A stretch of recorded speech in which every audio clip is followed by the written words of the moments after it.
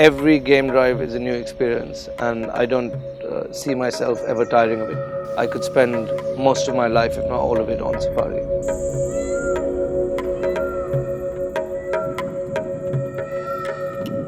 So I spent most of my childhood in the Ranthambore National Park, tracking tigers and even photographing them with my father and my uncle. I'd be taken off to Ranthambore every other weekend for my jungle education, and I think that just stuck with me.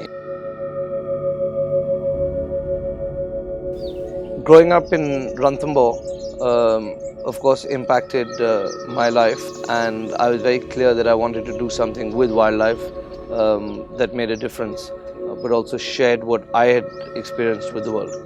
Academics wasn't really my thing. I much preferred being out in the bush. I was in Ranthambore for the summer before I was meant to start university, and I didn't want to leave, so I didn't.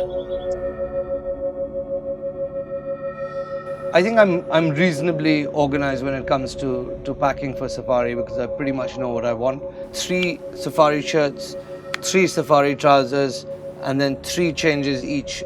A nice safari jacket, not too heavy. Gilet, essential, half jacket, works like a dream. Nice heavy duty binoculars, and very importantly, hats. I first came to Jawai in 1995 when I was playing polo for the Jodhpur polo team, and that's when I first saw a leopard in this region. The next time I came back and saw a leopard here was in the summer of 2013. My dear friend and colleague Yusuf Ansari, who actually had made a trip here earlier that year, and said, let's go back.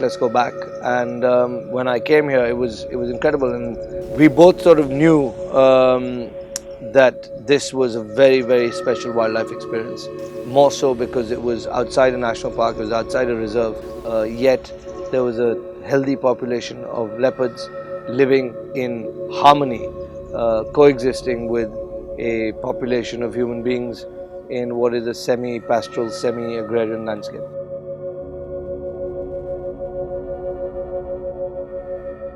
We'll have a quick scan where this leopard was seen this morning.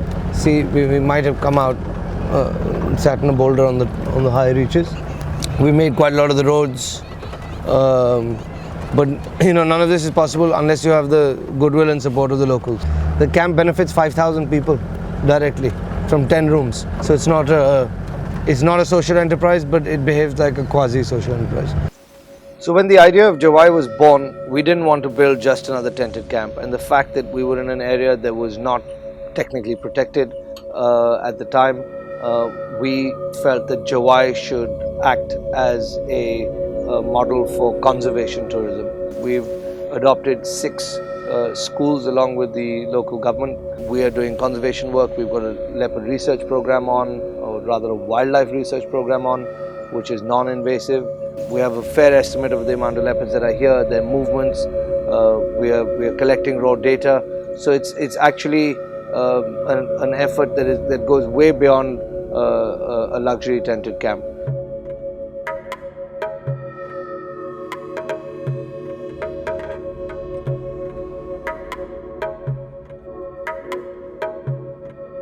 In every season, things change here.